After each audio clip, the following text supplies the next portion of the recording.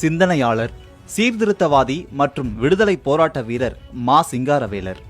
இவரே தென்னிந்தியாவின் முதல் பொது உடைமைவாதியாக அறியப்படுகிறார். இந்தியாவில் முதலில் மே தினம் கொண்டாடியவர் இவர் என்றும் சொல்லப்படுகிறது. சிந்தனையில் மட்டுமல்லாது தன் வாழ்விலும் சிறந்த பொது உடைமைவாதியாக வாழ்ந்தவர் மா. சிங்காரவேலர். மார்க்சிய சிந்தனைகளை இந்திய சூழலுக்கு ஏற்ப மாற்றி அதற்கு செயல் வடிவம் கொடுத்த மா. சிங்காரவேலர் 1860ஆம் ஆண்டு சென்னையில் ஒரு மீனவ குடும்பத்தில் பிறந்தார்.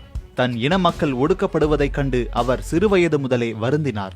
சென்னை சட்டக்கல்லூரியில் சட்டம் படித்த அவர் 1907ஆம் ஆண்டு வழக்கறிஞராக தன் பணியை துவங்கினார். ஒருமுறை நீதிமன்றத்தில் எதிராளிகளால் மீனவ குடும்பத்தைச் சேர்ந்த மா. சிங்காரவேலர் அவமானப்படுத்தப்படுகிறார். தான் வாதாடிய அந்த வழக்கை வெற்றிகரமாக முடித்துவிட்டு வெளியே வந்த அவர் கருப்பு அங்கியை கழற்றிவிட்டு, இனி நீதிமன்றத்தில் வாதாடப் போவதில்லை, என் மக்களுக்காகவே பாடுபடப் போகிறேன் என்றார். சென்னை தொழிலாளர் சங்கத்தை 1918இல் இந்தியாவில் துவங்கியவர் மா. சிங்காரவேலர். அதுவே இந்தியாவின் முதல் தொழிற்சங்கம். காந்திய சிந்தனைகளால் ஈர்க்கப்பட்ட சிங்காரவேலர் ஊர் ஊராக சென்று ஒடுக்கப்பட்ட மக்கள் கல்வி அறிவு பெற உழைத்தார். 1923ஆம் ஆண்டு Labour Kisan Party of India என்ற கட்சியை துவங்கினார் அவர். அதோடு நில்லாமல் லேபர் கிசான் கேஜெட் என்ற ஆங்கில வார இதழையும் தொழிலாளன் என்ற தமிழ் வார இதழையும் நடத்தினார். சுயமரியாதை இயக்கமும் பொது உடைமை இயக்கமும் ஒன்றாக செயல்பட வேண்டும் என விரும்பினார் மா. சிங்காரவேலர். அதனால் பெரியாரின் சிந்தனைகளுக்கு தன் ஆதரவை கொடுத்தார். பிரபஞ்ச பிரச்சனைகள், பகுத்தறிவு என்றால் என்ன, விஞ்ஞானத்தின் அவசியம் உள்ளிட்ட பல நூல்களை எழுதியிருக்கிறார் அவர். 1923ஆம் ஆண்டு மே மாதம் மெரினா கடற்கரையில் தொழிலாளர் உரிமைகளின் ஒப்புதலுக்காக உறுதிமொழி எடுத்துக்கொண்டார் மா. சிங்காரவேலர்.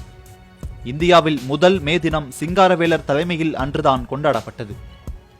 அதன் நினைவாகவே பின்னாளில் அங்கு உழைப்பாளிகள் சிலை நிறுவப்பட்டது. வங்காளத்தைச் சேர்ந்த தேவி பிரசாத் ராய் சௌத்ரி இந்த சிலையை வடிவமைத்துள்ளார். இந்த வெண்கல சிலையானது 1959இல் அப்போதைய ஆளுநராக இருந்த விஷ்ணுராம் மேதி என்பவரால் திறந்து வைக்கப்பட்டது.